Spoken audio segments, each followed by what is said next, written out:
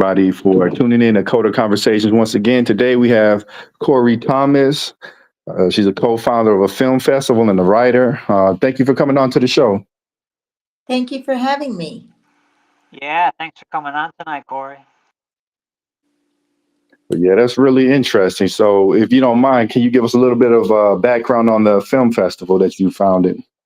Yes, definitely. So, for about 9 years, or a little over 9 years now, I've been volunteering at San Quentin Film Festival. I wasn't volunteering at San Quentin Film Festival. I was volunteering at San Quentin State Prison and looking at screenplays that guys were writing and plays they wrote. They knew that I was a writer. I'm a playwright, a screenwriter. And so they were constantly giving me work to look at, to give feedback on. And one day it just popped into my head. I was just standing there and I said, we should have a film festival in here. And another man whose name is Rasan Thomas, and he's no relation to me, but we have the same last name, happened to be standing there and he said, are you serious? And I said, yeah, I guess I am serious.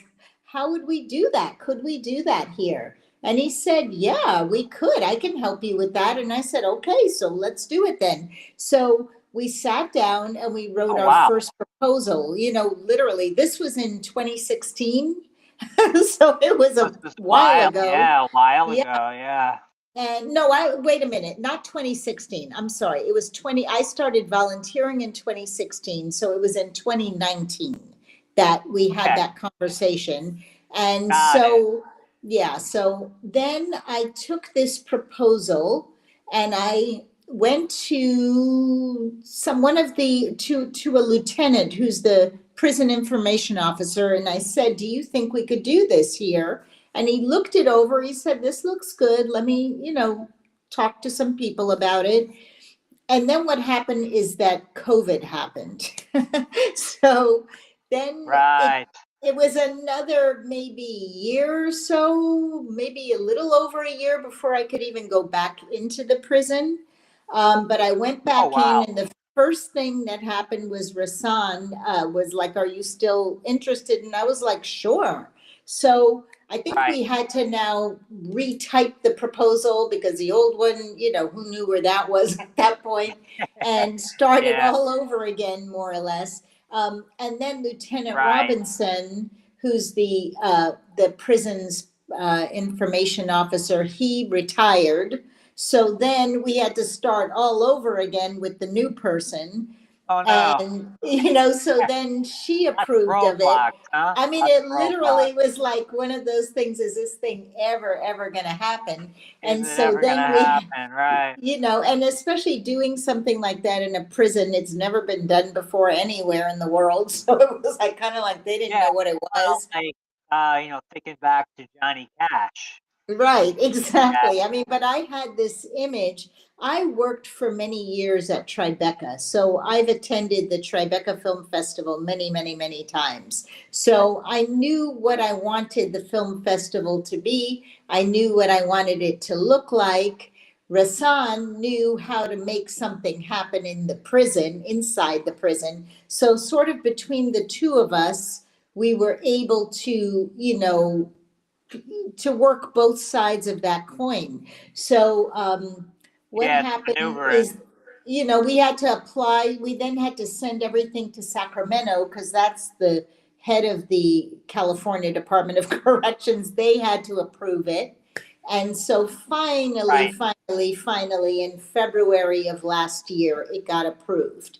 And it was approved for October 10th. So we didn't have a huge amount of time to start raising money and to do whatever we needed to do. But I mean, we did it. We got amazing, industry people involved who came into the festival. And I mean, it was a beautiful, amazing event. There were like 30 articles written about it. And it's going to happen again this year. So we're already working on raising money to do it again and whatever. So we're excited. Really happy to hear all that. Yeah. Rasan got out about 20 months ago. So I guess the last 2 years, almost 2 years, he's been out. And so we then were working on the outside and we had to find new people on the inside to sort of help us on that, there. So, it's a Sure. lot of going in and out and in and out and that sort of thing. So So you also mentioned you are a screenwriter. I am. What kind of And stuff have you playwright. written? What kind of genres? Well, I guess I've written a few things, but the main thing that I have written is I wrote a screenplay for HBO. It hasn't been made yet, and I'm hoping someday it will be made. It's about Nelson Mandela, actually. Um, Oh, wow. so it's a true story about a lunch that he had with the prosecutor who sent him to prison. So I did a lot of research. I went to South Africa and researched it and had the privilege of, being able to go to all the places where he had been and spoke to some of the key people in his life and, involved in the case and that sort of thing. So it was really a Sure. wonderful experience. Yeah. Awesome. So that's Yeah. one, and I've written quite a few plays that have been produced, around the country and in New York and off Broadway and whatever. And there are all sorts of genres. There's comedies, there's dramas. Usually I do write about fairly serious subjects, but I always use a lot of humor. So some people will call some of my work comedies, but there's usually some sort of seriousness there, but it's just handled Yeah, with is that humor. kind of like, Law and Order? Law and Order is very serious. Yeah, I think It's joke. even more funny than Law and Order, just trying to think. So I guess like when you say like a dramedy where it's like kind of like there's humor, but maybe there's something serious going on. Well, okay, like the show The Bear, which is, have you seen The Bear, the TV series The Bear? It's Oh, on, what's that about? it's a restaurant. It's this restaurant, and it's this brother who took over his brother's restaurant because his brother committed suicide. And the brother had been like this, top chef, and he's come back, and it was like a sandwich shop, but then he turns it into like a fancy restaurant, but it's very, very ingrained in the restaurant business. And there's a lot of humor. There's a lot of really interesting characters, and it's very real ensemble humor, sort of. So, Oh, that sounds awesome. there's like a serious story at the heart of it, but at the same time, it's handled with a lot of humor and lightness, No, that's awesome. Mm-hmm. So I guess, sort of like that sort of thing where there may be some serious thing happening, but there's a lot of humor as well. I mean, some of my stuff is more serious, but you'll usually laugh a little bit when you come and see my stuff. So how long have you been writing for? Gosh, many, many, many years now. At least 15, maybe 20 almost. I don't know, long time. Long time. It's been quite So a yeah, few years. what is Yeah, your quite a favorite genre to write about? I mean, I think that's what it is. It's usually I like to deal with. I think I do like to. I mean, I'm drawn to serious things in the world. I do work with serious, around serious subject matters. But I think that I also like to laugh a lot. So I usually, and I find that people can absorb serious stuff if it's handled humorously. So, Right. and I think most of us prefer laughing to crying anyway, so I will usually, you know, write about something serious. I mean, like, see, I have a play that had a trans character in it, and the character was in the process of transitioning But I mean, there's a lot of humor, and it's not a serious thing, handled. There's a play I wrote about a man actually that I met at San Quentin. It was based on him and his life and his paroling and going up and up over and over and over again for parole. And so it's a very serious play, but at the same time, there's a lot of humor there as well. Um, what else? Gotcha. So I don't know. I think everything always has. So I've got another play that's got a bunch of child soldiers, and it's about the Civil War in Liberia, West Africa, and there's a lot of humor in that as well. So, there's Oh, wow. So so there, that's what did I'm you that's what grow I'm up? trying to. Yeah, did you grow up in kind of a comedic household? Were your No, parents not really. funny? I mean, I think my parents taught us to kind of laugh at ourselves and laugh when things got really hard. Important. My dad, Yeah, that's my important. dad was from Liberia, West Africa, and there was a civil war, and my uncle was arrested and killed, and they wanted to kill my father. He was placed on a wanted list, and so Wow. he had to apply for political asylum. Um, and so it was a rough time actually. There was a point I remember where he was like out looking for work because suddenly like he had to go look for work, and our electricity was shut off and all of that stuff. And so I just remember we were in the kitchen doing our homework by candlelight, and we just started laughing because we were imagining what the neighbors must think, because like Yeah. yesterday, like all their lights were on and now that house is pitch dark. And then we were talking about how we'd been at school, and friends would be talking about TV and what they'd seen on TV. And we had I think all of us, there are four kids, so all of us had sort of lied and pretended that we'd watched whatever show it was so that people wouldn't know what we were going through. But we started just laughing at Yeah. ourselves, at our circumstance. We laughed at the fact that my mother had to make us butter sandwiches to take to school. Like nobody but we didn't know, like we opened our lunch and it's like a butter sandwich. And what is this, So it was like that kind of thing. And we just laughed about it because what can you do? So So yeah, what is a butter sandwich? butter is butter and bread. There's nothing Oh, that's with nothing in between the nothing bread, else in there. literally. Yeah. Okay, bare bones, It minimum. was ridiculous. We were not pleased. And she just laughed about it too because she's like, well, what could I do?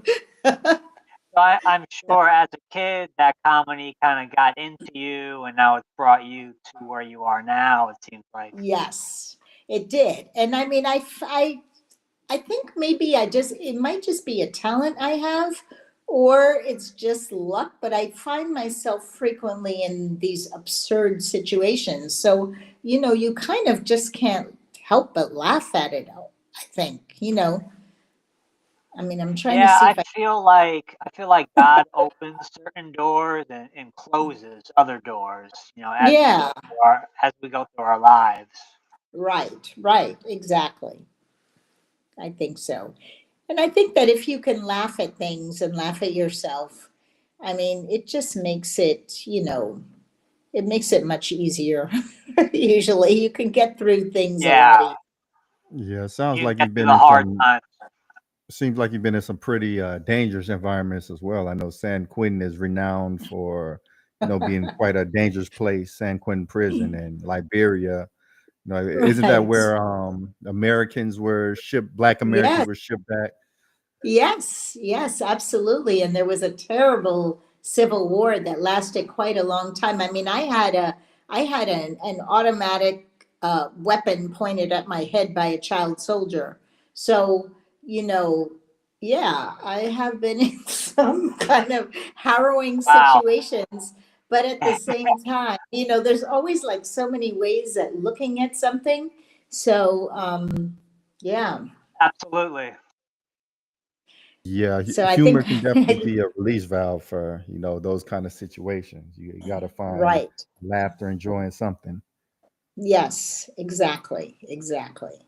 It makes me think about I spent some time in Central America when I was younger. Maybe I was 19 or 20. I used to be in this hardcore punk band, and we got a chance to go down there. And Mm. I always tell this story to people. I said, my worldview was shattered. I'm in Honduras. I'm on a bus. We're going Uh, up like Snake's Way kind of a path.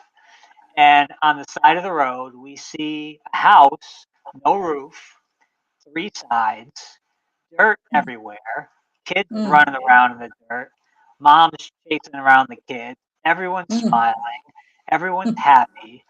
And my Western mind just exploded. I was like, how are these people happy? They have nothing. Right.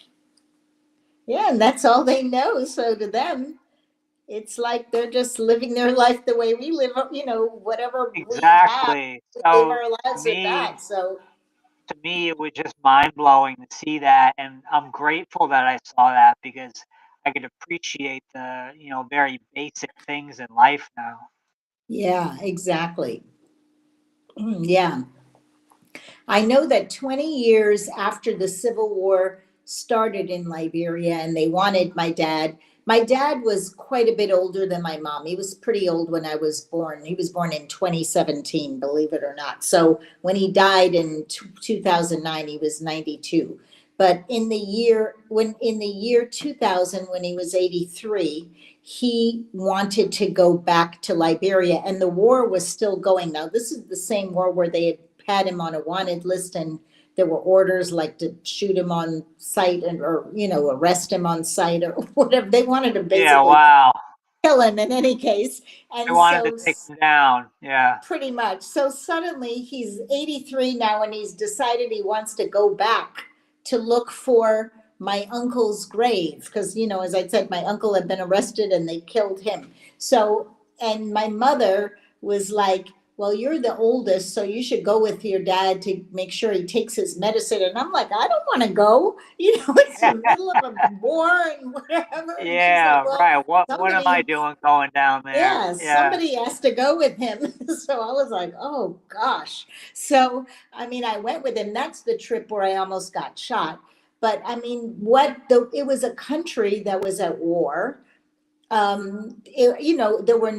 There was no electricity or running water. So we were in a house that had all the things that you have in a house, like a bathtub and a toilet and a fridge and a stove, but none of those things worked at all. So Oh, that, for wow. instance, every day there was like some water delivery that would come, but it was like in buckets and it was water, like dirty water that you couldn't drink or anything. And you would have to literally manually pour it into the tank of the toilet every time you wanted to flush it. And then to Wow. like take a bath, somebody would like boil like a pot of water and like pour it into a bucket. So then the bucket was like in the bathtub. So you kind of had to crouch in the bathtub and use a washcloth and like give yourself a sponge bath. But I mean, I know the first thing I did after that trip was take a long hot shower, and I appreciated a shower. And I think I've always appreciated a shower after that. Really like how much we Yeah, take certain things for granted. But I mean, I know that I thought it was so interesting to have all these things that usually work and nothing worked, right. so computers didn't work and nothing was working. Like we had to go to the airline office to, how you check in online. I mean, you Yeah. couldn't do that. So you had to drive there and they had to give you a paper written on with pencil. Like that was the check in. So it was just so weird, everything. If So. if you don't if you don't mind me asking, what is your family's tie to Liberia? Is your dad African American or native Yes, Liberian? my father, my father was born in Liberia. He was Liberian. My grandparents, however, they went over in 1902, I think it was. and started a school there. They started one of the first, American schools there. And my father Oh, and his awesome. brothers were all born there. So my grandfather naturalized and became a Liberian citizen because, the reason they went there, they went there, they wanted to go there and they wanted to start a school, but they wanted to go because of, slavery and racism and whatever, which my grandmother, her father had been a slave. My great grandfather, I never met my grandparents or my great grandparents because they were Right. born, way before I was. But Sure. he Sure. he was a tobacco farmer. He was a slave.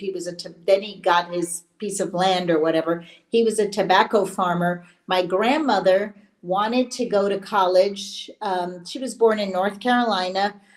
She wanted to go to college very badly. And so my grandfather and her brother, used money that they got from selling tobacco to help pay for her to go to school. And she ended up getting 2 degrees, which is quite unheard of from a woman of color. It's been those Yeah, days can in imagine. 1870, whatever, 80 something, whatever it was. And she went to college and she went to Shaw and she went to Fisk. And at one of those schools, I don't know which one, she met my grandfather, who was here from Jamaica. And when she met him, he wanted to also go to Africa and leave, this part of the world. And so they got married and they decided to move there because they said, we'll have our children there and we'll live there and we won't be burdened by this racist system that we're coming up in. And he wanted to Right. start a school because and he wanted the indigenous people to come to the school, the indigenous kids to come to the school because he wanted them to be on an even playing field with their oppressors. He wanted them to know the same thing. So it was very important to him because most of the other English speaking schools in Liberia at that time were, just for the colonist kids, for the Sure. settlers, as they call them, for those kids. So he Right. wanted to Right. make sure that the indigenous kids came to the school so that they would be on an even playing field with the oppressors and know the same Important. information because, Yeah, knowledge is power. So, absolutely. That's very important. yeah. So anyway, and then so they had this school, which runs to this day, actually, although the family doesn't really have anything to do with it. But my grandparents are buried on the grounds, and my father's buried on the ground. And then my father, at some point, became a diplomat. He joined the diplomatic corps in Liberia. So that's when he first came over to America. So that's why I was born in America. I was born in New York. My mom, however, was from Brazil, and my father met my mother in Brazil. He was there on some diplomatic trip and met her one time and then came back to New York and they like courted by mail and he even proposed by mail and Oh, she left, wow. left her Old country school. to go Yeah. meet my father, who she had met one time. She didn't speak English. He didn't speak Portuguese.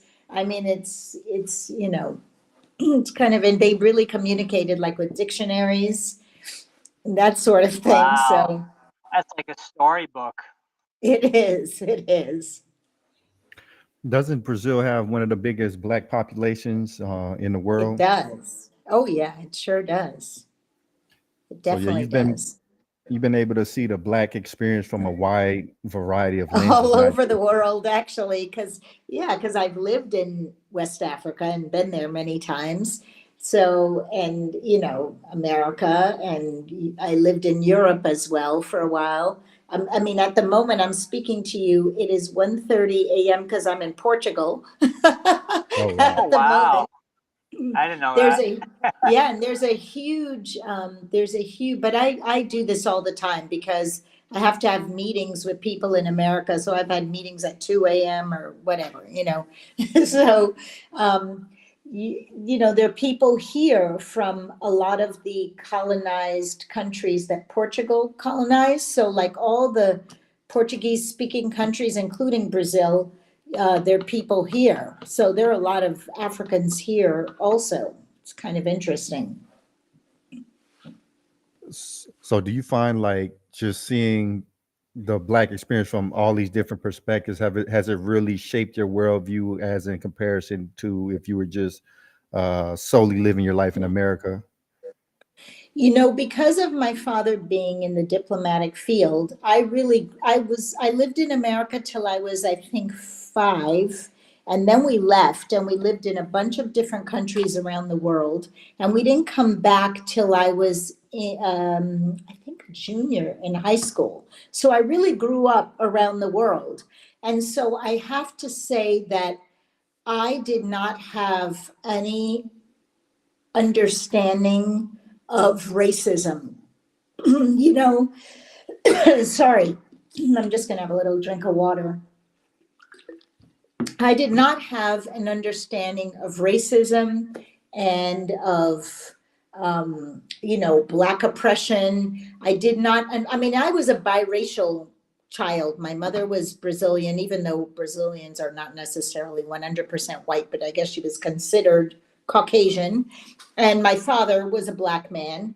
And I did not understand, because both of my parents weren't really prepared to teach me either about American racism. Because, my father grew up in a country where everyone was Black. So there was a definite class system because there were the settlers and the indigenous people. And the Sure. settlers didn't allow the indigenous people to they more or less treated the indigenous people the way they had been treated when they were slaves. So it was just a little bit of a mess.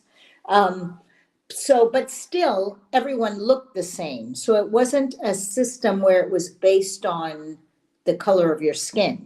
That wasn't what the racism was, or it was classism really Sure. more. I guess. Okay. So it's a very different Yeah. thing. And then Brazil also, it's not the same, even though there were slaves there and it was a colonized country. It's a different, there's a different history there, So, and growing up Yeah. around Europe and whatever. So I really had no experience with it at all. So when I came back, as a junior, I was not really prepared and didn't really understand what was happening. And I think to this day, I think I grew up, in a different way. I think I have a more global way of looking at the world and at life. So I've had to really learn a lot, over the That's years. a unique perspective, and it's a well-needed perspective, I believe. Yeah, probably. It's, I think seeing yeah, I can get along with anyone. I can tell you that from anywhere, and any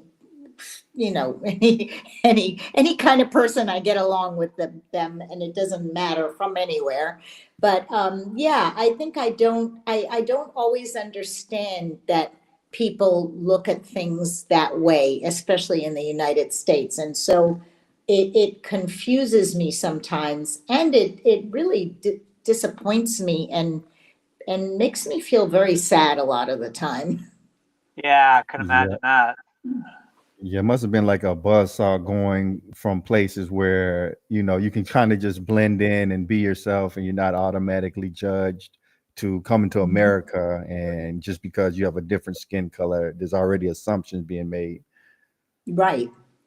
Yeah, and then I ended up, now, there are 4 kids, so I always say, like, we kind of look like the Rainbow Coalition, the 4 kids, because we all are different shades and different, hair textures and all that sort of thing. So I'm quite fair. So people didn't always know just to look at me what my race was. I kind of look like one of those people who you could assign a bunch of different races to me. I don't look white, but I don't Mhm. Right. also necessarily look Black. I could be, Middle Eastern or Spanish or whatever, a bunch of different things, so they don't always know what I am exactly.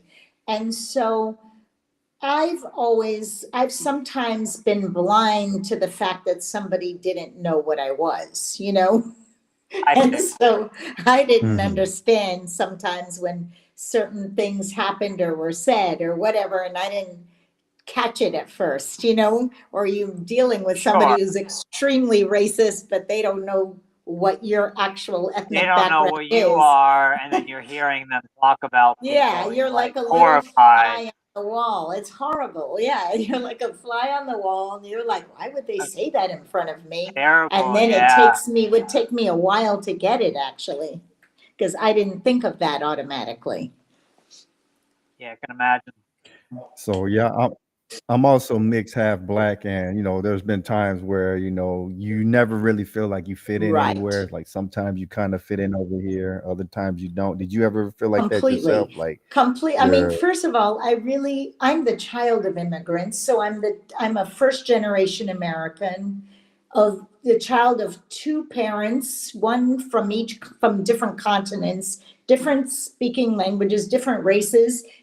But then I lived the life of an immigrant because, we went to different countries, and these countries, they were speaking languages I didn't speak at first, and I didn't know the people there and how the ways of the land was where you were a new country. And so I think I have always grown up feeling like I didn't fit in. I still do. I think it's something I hold deep inside because I always felt very weird because nobody else had parents like mine who didn't speak the same language as each other. There were Sure. some there were some Yeah. kids who had biracial, who were biracial and had parents of two races, but at least they usually came from the same country or they spoke the same language or something, and I didn't even have that. So I think I always felt a little bit oddballish, so I do know that experience very well. And I think Mhm. it's why I Yeah, and frequently especially write when like. about underdogs. I have a tendency to write about underdogs or some othered, you know, person or So you situation or take something. you take those childhood experiences that you had and you turn it into art. Yeah, and I think most artists of all genres do that. There's things that sort of stay with you and you're always constantly working it out. So I think I'm always trying to um, express who or what an underdog situation is because I think I want them to be seen for who they are. And so you can see past whatever under what makes them an other, because I think that's what I lived through life, especially growing up. That's all I wanted was to be like everybody else and for people to look Sure. at me and not think I was odd. So Right. I think that that's what I'm always trying to do. I know for my characters. Oh, that's awesome. I mean, me and Kevin have talked a lot about race in previous episodes, and I had a unique experience growing up in, Bridgeport, Connecticut? Where? Oh, Bridgeport. Oh, yeah, sure. I know it. Yeah. So I grew up in a very mixed neighborhood, and my school, I was one of the only few white kids in my class. So I Mm. remember telling Kevin, like, everything was cool when I was in third, fourth, fifth, maybe sixth grade. And then all of a sudden we get to that middle school age, seventh Mm. grade, and now all of a sudden, because I'm white, I can't sit with Huh. the black kids. Now Oh, I'm white, I'm corny, and now I'm off sitting with the Asian kids because they weren't mm. cool either. So it's just interesting to come from that kind of background where most white kids are growing up in all white schools, but I had the opposite experience of that and experienced racism from the other way around. So it's Right. pretty unique. Yeah. That is unique, actually, because it's usually the other way around. Usually I know I have a lot of friends who were like the lone black kid in a class of 40 white kids, and they're the only black kid. And so it's very unusual, actually. Yeah, it really is. Yes. Yes, it's an interesting experience just being treated differently for something that's out of your Mhm. control. But yeah, like you also grew up in two different distinct cultures. Did you lean more towards one or the other, or No, kind of I embrace think both of them both of equally? them. I think I kind of, yeah, and I think I have a tendency to look out at the world, using all of them, both of them. Yeah, because my father really considered himself an African. He didn't consider himself an African American because he was born there and he grew up there, and so he considered himself a Liberian. And I know that when they at first, I think when first it was black, then they started calling it African American.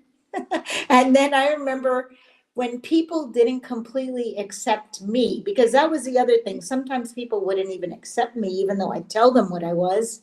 So then I'd be like, but I actually am African American because Yeah, right, I right. have two passports. And then, so it was just always this constant struggle of trying to prove who you are on some Yeah, I was level. just gonna say, like, that constant struggle of trying to prove yourself. Like me Right, growing right, up with, like, mostly black classmates, me trying to prove myself, oh, I'm white, but I'm still cool, you know. right, And right. it's like this, it's a push and pull battle where you're not really sure where you fit in, you know? Right, right, right. Yeah, I remember one time going to a school. I think it was the first school I went to when I came back from growing up in Europe. So it was New Rochelle High School in Westchester. I don't know if you know it. That's where we were living, in New Rochelle, New New York. York, yeah. And I went to the school, and the first day, so the first thing that happened, I spoke French fluently because we had lived in Cameroon and we had lived in Switzerland, and they spoke French in those countries. So I'd learned French pretty well. So I went to a French class, and the teacher didn't speak French properly. So I'm like, Oh, wow. how am I supposed to learn French from this person who doesn't, I mean, she knew the grammar, but she couldn't pronounce the words properly. And so I'm like, this person doesn't even know how to actually speak French, and they're teaching me. So I was sitting there like, this is weird. Then I went Kind to of gym. like hypocritical, right? Right. Yeah. So then I went to gym, and these girls kind of surrounded me because I was new. I'm the new girl in the school. And I remember there were a bunch of black girls, there were a bunch of white girls, and they were like, are you black or white? And I remember standing there looking at them, Oh my and God. I think I was going to say like both. And then I didn't quite know. I'm like, what is the right answer? Like, I was trying to I figure was out, what am is I there a how am I right supposed to answer? answer this question Should right I now? choose one to be right? And I didn't know what to do. So I think Which I one, did say, which I choice said is gonna both. be right? Yeah, which Yeah. And I choice is went to gonna the be right at that cafeteria. point? Yeah, it was so stressful. I went to the cafeteria and I got my lunch, and I saw that people were really kind of segregated. Like all the black kids were sitting together, all the Oh white yeah, kids were sitting together. So now yeah. I'm like standing there with my tray. I didn't know where should I go? I don't know where to sit.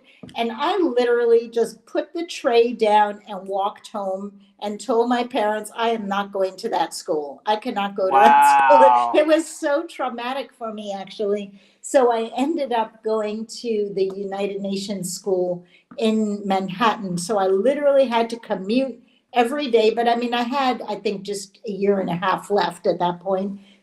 But I commuted, and I was like at home because I was in a school with people from all over the world, and it was like how I had grown up, and I was like, phew, Oh yeah. this Well, is what I know. New York City is a really interesting place. Manhattan. Yeah, exactly. So I was like, yeah, Yeah. that was traumatic. Yeah, it's interesting enough, like even in the black community, there's like a divide between light skin and dark skin. Yeah, And, yes. do you feel like light skin sometimes they have privileges that dark skins may not? I mean, I'm sure they do. And I mean, I know they do, or I've heard that they do, and I whatever. I don't know that I have ever really recognized it happening, myself, but I'm sure it has, I'm sure that it has. And I know it does happen. So I mean, I can't think though of any pointed experience, where I mean, I think I've always, the ones I've had have been just being more like being of the Black race, and so feeling things about Mm, that more than that I was light skinned and treated differently. I don't know that I've actually, or maybe I just haven't mhm. noticed it. I don't know. I think it's a Yeah. little hard to realize it like when you're living it, you know. I'm sure I've probably been on the receiving end of some privileges since I can probably blend in between different races, you know. So yeah, it can Yes. be a little. Yes. So Yeah. And I I think think it's a maybe with, two-sided. Oh, go yeah, ahead. two-sided. No, you go ahead. No, what you're saying, Oh two-sided. yeah, I think it's like the two-sided coin because okay, you might Mm-hmm. have some privileges of being able to more seamlessly weave between different communities, but on the other hand, you never really 100% belong to any group, you know. So you're kind of wandering. So I mean, it's interesting. It's Yeah, I different. know for when I was growing up, if you were light skinned, whether black or any other race, if you were like Trinidad and Tobago, the islands, Mm-hmm. if you were light skinned, you get called Oreo, you get Mm. called, or people will call you white, even though you're not white. Like all these jabs were given out, and I always just looked at it like, wow, why are people so mean? Wow. Yeah, no, I think yeah, I think what I feel though is I think that I frequently had to prove myself. I think I had the feeling frequently of having to prove myself to Black people, like, that I was Black or that I was Black enough or whatever, or that I had the right outlook or, that kind of thing. And then to the white people, I think I've usually just felt, well, they just think I'm Black, so they treat all Black people the same, more or less. So I think Right. that's what I've usually felt more. Um, Mm. but I'm sure that there has been some situation you know, where I've maybe received certain privileges and I didn't, but I don't think I've ever been completely aware of it. I think I've Oh, just interesting. constantly always had this feeling of having to prove myself everywhere. So I think that's the thing that I find so Yeah, frustrating. and I think, me and Kevin have talked about this. I think that's the way I grew up, always having to prove myself. Kevin Mm-hmm. being mixed race, having to prove himself. Mm-hmm. Like you said, you're black, but you're not black enough. So it's Right, like, what right. what is enough? You know, what says, okay, I am a black person? Is it your Mm-hmm. skin? Is it the country you were born in? Like, what is it ultimately?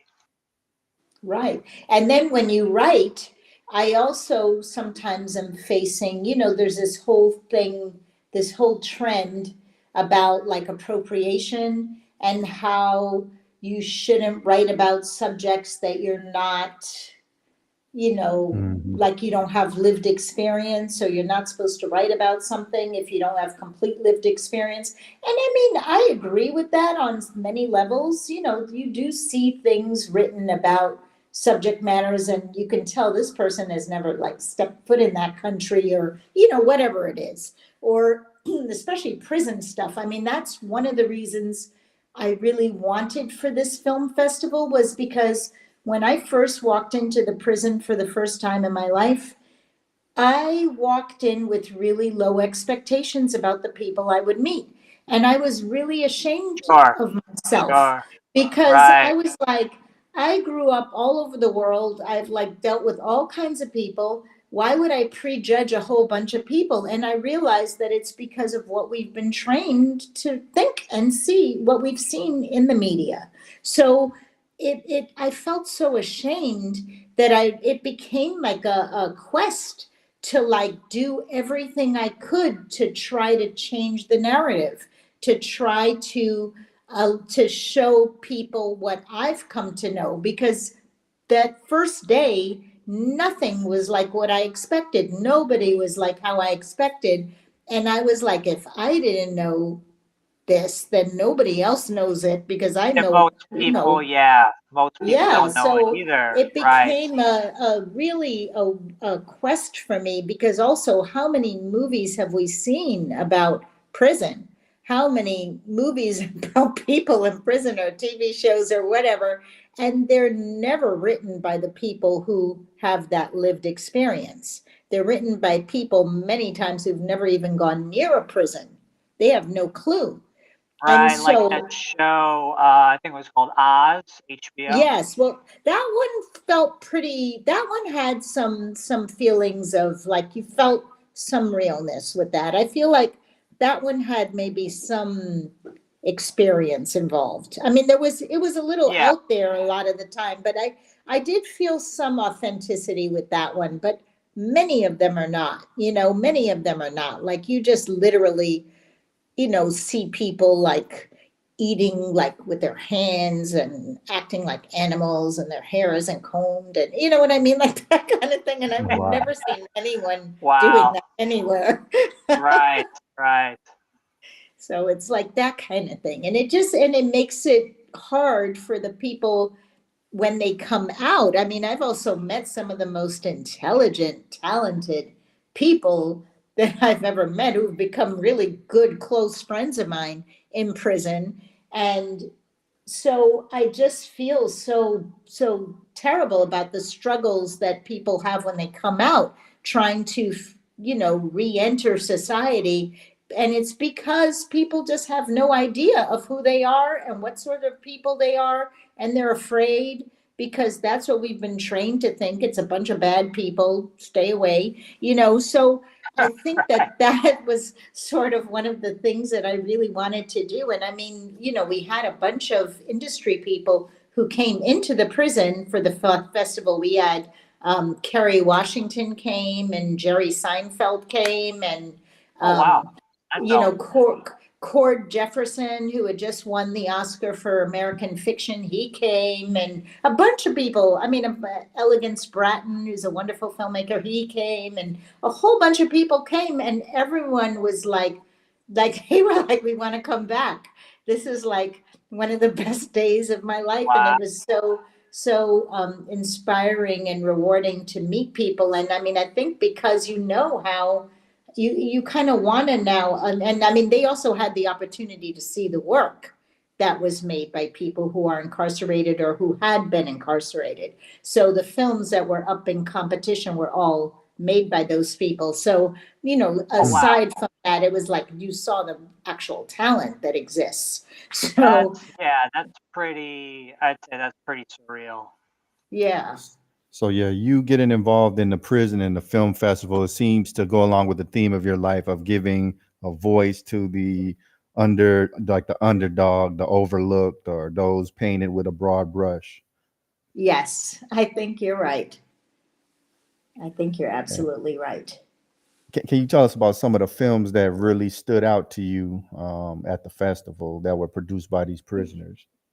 Yeah, I mean, there was the movie. We had an industry jury, so we had, really cool people who work in the film industry who were the jurors. So like people like Jeffrey Wright and Mary Louise Parker and all these amazing people who really worked, Billy Crudup, and all these people were juries and saw the films. We had short documentaries and short narratives. And one of the films that was amazing, that won actually the Best Documentary Prize, is a film made by a man in the prison, and it's called Healing Through Hula. And it's this man with a Hawaiian background, from Hawaii, I guess, and he is in prison serving a life sentence, and somehow in prison he connected with his Hawaiian roots, um, through learning hula. There's a class there, and he went there, and it's like learning hula, and somehow it just has become a healing thing. It was beautifully shot. The cinematography was to die for, and it's just a beautiful, unusual, very original documentary that was made by this man who is in prison. And so that one totally stood out, and it won the prize. And then there was another man who did a film called Dying Alone, and that film it followed 5 people in prison who have been trying to get, it's called compassionate release, which means that Yeah. they're basically like in hospice. There's nothing further that can be done for them. They're ill, but it's really hard for even them to get released. Oh, So wow. it sort of followed them. It was a documentary about that. That was really cool. Now that guy, what was really cool that happened was that man had to go into his parole hearing that day of the festival. So he had told me, I've got to go to the parole hearing. So when I first went up and did my little welcome speech, I said, Raheem, who's one of our finalists, is in his parole hearing right now. So let's all send some good thoughts out to him. Anyway, about halfway through the whole day, we got word that Raheem was found suitable, meaning he was like parole, so that he could leave. All right. It was like the most thunderous applause, and he walked in, and everyone was like shouting and clapping, and it was like he was like, "What's going Like a movie. on?" Yeah, sounds like a Then movie. his movie won 2 awards, but he wasn't even there because he had gone back to his cell to call his family to let them know that he had been found suitable. So he Wow. wasn't even there to get his prizes. It was really funny and wonderful. It was just a wonderful thing. And I was like, you do not usually go to a film festival and somebody gets parole and Someone wins gets parole, prizes. and there's all cheering, and everyone's getting behind them. Yeah, That's that's an pretty unusual incredible. occurrence. Yeah, it's Pretty pretty unusual. incredible. Yeah. It is. It is. So, so it was pretty cool. And we couldn't afford real lunches to give people, so people got state lunches. But I kind of felt like, most of these people have never stepped foot in a prison, so let them see what people usually have to eat, which is pretty unpleasant, terrible bologna sandwiches, unpleasant ones, not even Oh, nice wow. looking. Not So, even like bologna. it's not good bologna. I mean, it's mystery meat. I call it mystery meat because you look at it Mystery and meat. you're like, I don't know what that is, I don't know where that came from. Yeah. So that's what they had to eat. But it was so all the articles mention the food. Oh, I can imagine. Yeah, so it was an unusual film festival, but it was pretty cool. So going forward, do you plan to change anything about the future festivals? Like, how do you plan on making it better? Well, it's happening again this year. We've been approved. There will be an announcement made soon with the dates and everything. I think that we'll probably have some other food, but I think we should keep our state lunches as well. I think, people should be able to see what, but I mean, I think we might have some more pleasant food. And we're Maybe just that could we're just spark a change. Maybe that could spark a yeah, change. Enough people eat the food, and they're like, well, how are we giving this to humans? And right. could Yeah, change I things thought up. it was kind of a cool thing. And I mean, a lot of the guys inside, because I had asked them, because Rasan was sort of like really against it, because he's like, I hate those lunches and I don't want to go back in there and eat those lunches. So I understood totally where he was coming from. But at the same time, well, first of all, we couldn't even afford to get anything else. So there was kind of like, it was a bit of a moot point. But, I understood his point. But at the same time, I did feel like it was kind of a political statement that people should see what people eat, So you were in a prison. It's not like a five-star hotel. We're in a prison, so people Exactly. should sort of see what people eat in prison. The Um, reality of the situation. Yeah. Exactly. And the guys thought it was kind of cool that people were there and willing to eat the same food that they eat, so it was like it was a little bit of a bonding experience. I mean, many of the guys in prison don't even eat it themselves. They go to the canteen and buy like ramen soup or whatever because they won't even eat much of it They won't themselves. even eat it. Wow. So, you know, so anyway, so I think we'll probably have more food choices, maybe. I mean, we're right now Yeah. we're in our fundraising phase right now. So we're trying to raise money. One of the things we're really excited about that we're doing is we're also starting something called the Returning Filmmakers Fund, which is Okay. we're raising money so that we can sort of start a fellowship. So you can give filmmakers who are leaving prison, like a fellowship, like maybe $25,000, so that they can use Oh, that wow. money to help with reentry or buy equipment or fund a film, or do Right. something with that. I mean, they have to be a filmmaker and they will have to write a proposal, and a panel will have to decide which are it will only be a few that will be given out unless we raise a huge amount of money. Sure. But still, that's one of the things we're trying to implement this year as well. That's awesome. Or How much money did you raise the first year? Oh, the first year we raised like 100, and I think we ended up raising 155,000. But the last 50 was like the last 2 or 3 weeks before. Oh, So wow. literally everyone who worked on it, and we had a nice little team, nobody got paid. It literally was like us all working for free, paying our own way, and sometimes paying for stuff out of our own pockets. But you had to pay. I wanted to have like a red carpet and a step and repeat people could take pictures in front of, and we had lanyards, and I just wanted it to be a real film festival with all the stuff that you have at a real film festival, so it would be a professional thing, and it was. So we had all of that beautiful lighting. We got lighting donated. A lot of stuff was donated as well.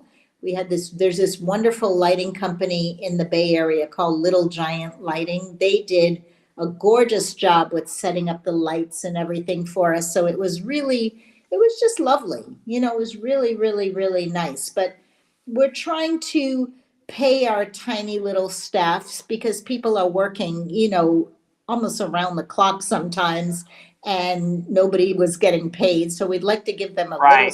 a little something this year if possible. It costs a lot of money to like rent a projector, a good projector. Sure.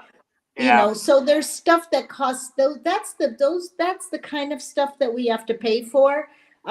Some people you had to pay to fly, and hotel to be near the prison, or transportation, or Right. whatever. So there those kinds of fees that we have to pay. So anyway, hopefully it'll be a little bit easier. We have our website, we sell merchandise, so we have t-shirts and bags and hats and that kind of stuff.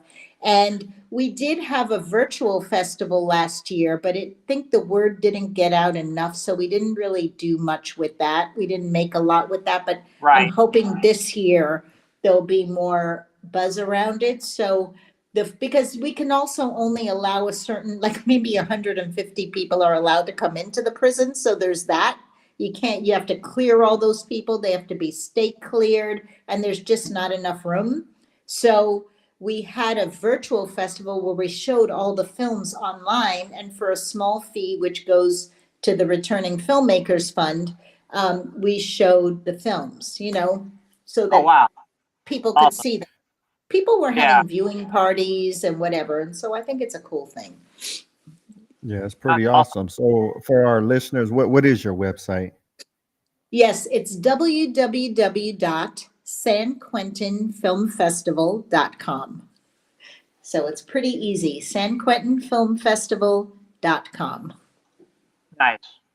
And we do Awesome. have an Instagram page also, which is San Quentin FF. Awesome. So yeah, we're kind of at the top of the hour. Brian, did you have any concluding questions? I guess my biggest question would be, what is the biggest change coming to the film festival this year? Well, aside from more food choices, Right, you mentioned I the think food. that's the We know big that. change. That's at the top of the list. That's Yeah. the big change. I don't know. I don't think there's going to be, it was like, it just was perfect. So I think when you have a perfect like formula, you don't want to mess with it too much. But I just hope everything, the little tiny few little kinks will be smoother. We'll get more people coming, more people in advance, more funding, those kinds of things that we can. I think Sure. it's all about wanting to help the guys. You know what I mean? Wanting to help them when they come home so that they can have careers in this field, introduce them to people in the business. I mean, two guys who are out now got paid internships at A24 Films because of this. They met the Wow. people at the film festival, Amazing. and these people have given them paid internships. So that's pretty cool, Wow.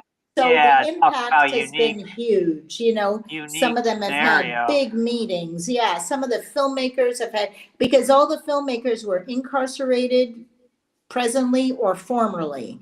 And some, of course, are getting out now. So these people are getting out to like people knowing who they are and wanting to meet with them and wanting to see their work or wanting to help them get work. So that's a pretty cool thing.